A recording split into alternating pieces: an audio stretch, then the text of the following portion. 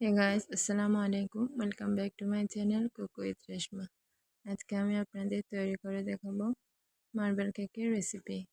তো চলুন দেখে নিই। প্রথমে স্বাভাবিক তাপমাত্রায় থাকা 2টা ডিম নিয়ে নিয়েছি।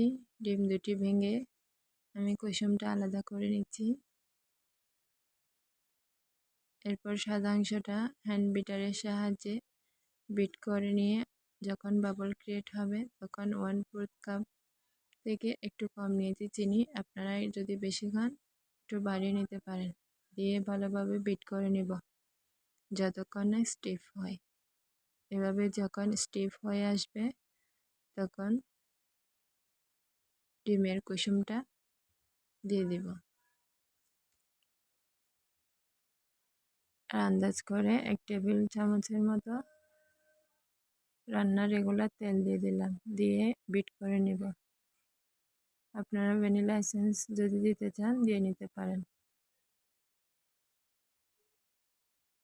এভাবে একটু মিক্স করে নিয়ে এখন শুকনো উপকরণগুলো নিয়ে নিচ্ছি। একটা স্ট্রেনারের সাহায্যে 1/2 কাপ ময়দা,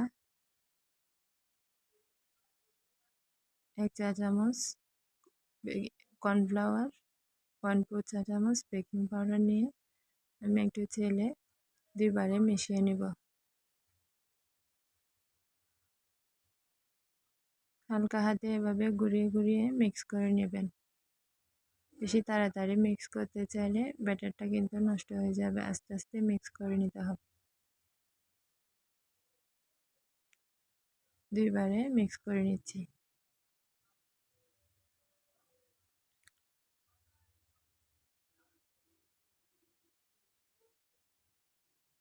এভাবে ঘুরিয়ে ঘুরিয়ে মিক্স করে নিতে হবে হালকা হাতে। ঘনত্বটা হবে এরকম। এখন আমি একটা মোল্ড নিয়ে নিয়েছি। নিচে একটা লেখালেখি কাগজ দিয়ে একটু অয়েল ব্রাশ করে নিয়েছি। তারপর ব্যাটারটা ঢেলে দিচ্ছি।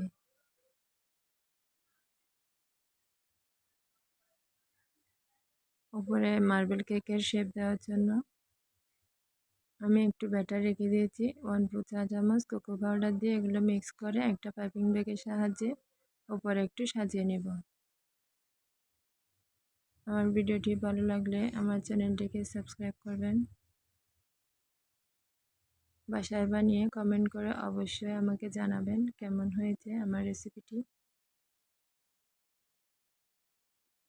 আপনার ফ্রেন্ডস এবং ফ্যামিলিদের সাথে শেয়ার করবেন।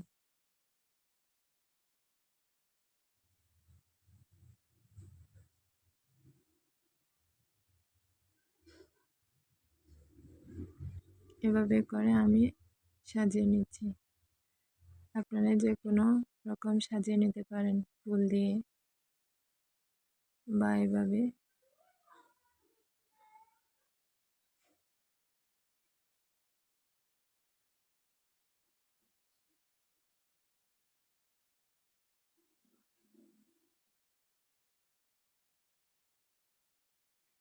এখন একটা শাসলিকের সাহায্যে আমি এভাবে জেব্রা ক্রসিং এর মতো করে নেব। চুলায় একটা পাত্র বসিয়ে দিয়েছি প্রিহিট হওয়ার জন্য 10 মিনিট আগে। এখন 25 মিনিটের জন্য বেক করে নেব।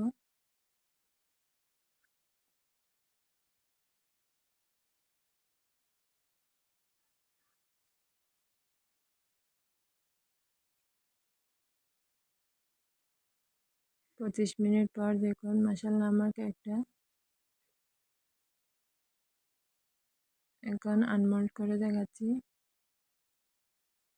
দেখুন তোলার মতো নরম, একদম সুপার সফট স্পঞ্জি কেক। ভিডিওটি ভালো লাগলে অবশ্যই শেয়ার করবেন। দেখা হবে পরের কোনো ভিডিওতে। সে পর্যন্ত আল্লাহ হাফেজ।